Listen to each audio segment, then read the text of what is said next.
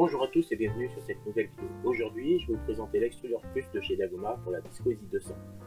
D'abord un petit déballage pour voir un peu de quoi le kit se compose, l'installation et les tests. Et donc je vous dis à tout de suite après le générique.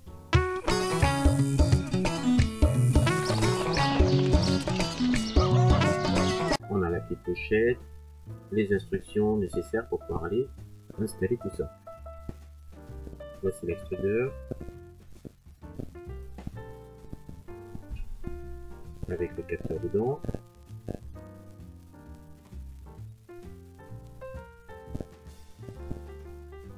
Le petit green bien sûr et le bouton pour mettre en pause et en lecture.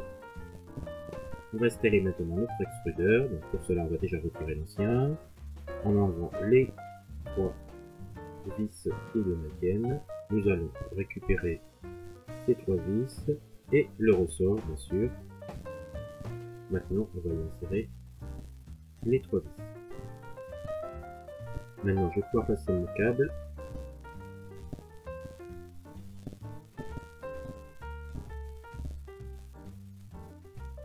On va me laisser tomber. On va faire le câble qui passe derrière. Attention de ne pas pincer les câbles.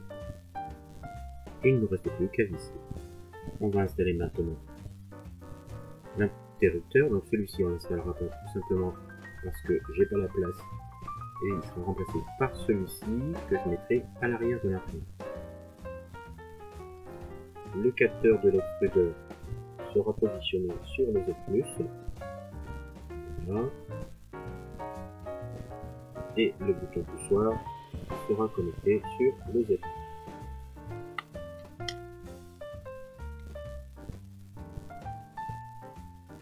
Il ne nous reste plus qu'à faire la mise au propre avec les deux colliers fournis par Dagoma.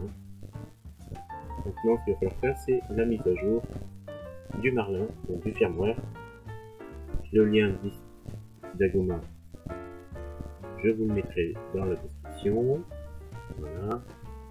Vous allez arriver directement sur cette page. On va sélectionner Marlin, notre imprimante qui est la Viscoeasy 200. On nous demande si on a l'option d'extrudeur, bien sûr. L'option d'écran aussi. Donc si vous l'avez pas, bien sûr, vous mettez non. Et là, on va télécharger le fichier firmware HEX. Et maintenant, on va pouvoir passer à l'installation. Nous voici sur l'installation. Donc on a commencé à ouvrir Dagom P et on va aller cliquer sur Je configure mon imprimante. Bien sûr, on a retiré la carte mémoire, on a le l'imprimante et on s'est muni du câble USB. Donc on sélectionne Viscoeasy 200. Donc, petit conseil, branchez juste après avoir lancé le programme. La détection se fera quasiment aussitôt. Ouverture du port. Voilà, l'imprimante est détectée. Nous allons pouvoir passer à la mise à jour. Donc je lui donne le super pouvoir. On a déjà téléchargé le fichier, donc on peut aller à la suite. On retire, on revalide toutes les choses. Donc on retire la carte mémoire, et ainsi de suite.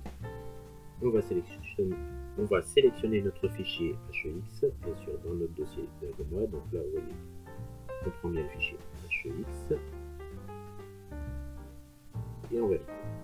Et il ne reste plus qu'à flasher. Et voilà, c'est bientôt fini. Succès, on a bien mis à jour, c'est parfait.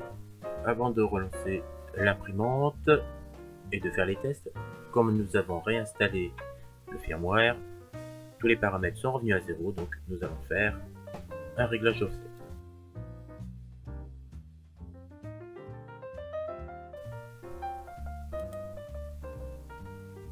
Maintenant, on va lancer l'impression.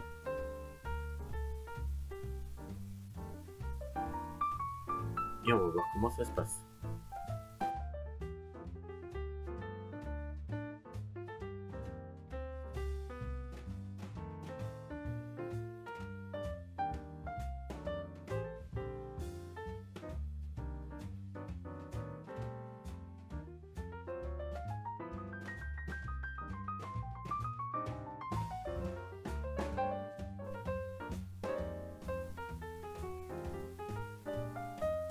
Maintenant, on va couper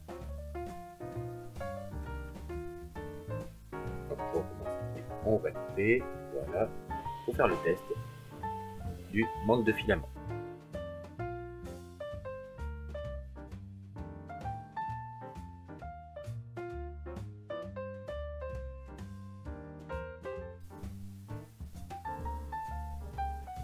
Voilà. Donc, elle se met en position et elle nous extrait tout le reste du filament qui se trouve dans le PTFE. Et puis on peut s'apercevoir qu'il nous reste un petit fil encore dans l'extrudeur, voilà, qui nous gêne un petit peu d'ailleurs. J'essaie de vous montrer tout ce petit fil là devant l'activement. Voilà, il passe un tout petit fil. On va insérer le nouveau filament.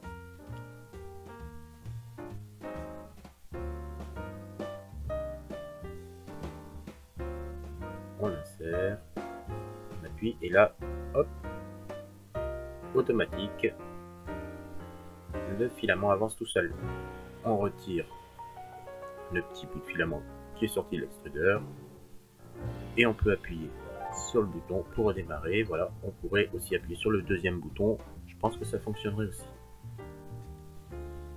On va tester. Quand on appuie dessus, effectivement la machine se met en pause. On va appuyer dessus pour voir et ça redémarre. Et voilà pour la partie test. Et voilà, cette vidéo est quasiment terminée. Comme vous avez pu voir, j'ai pas installé l'interrupteur Tronic par Dagoma, tout simplement parce que j'avais pas la place pour installer celui-ci. Donc j'en ai mis un autre sur l'arrière, tout simplement. Voilà. Et le petit bémol pour moi, c'est ce filament qui est ressorti. Voilà, je trouve un peu dommage. C'est un peu de filament perdu. C'est le petit point négatif sur cet extrudeur. Mais sinon, dans l'ensemble, j'en suis content, tout simplement. Donc, n'hésitez pas à vous abonner à la chaîne si ce n'est pas déjà fait. Un petit pouce bleu si la vidéo vous a plu. Un petit commentaire si vous avez des questions à me poser. Et puis, je vous dis à la prochaine vidéo. Salut, ciao, ciao!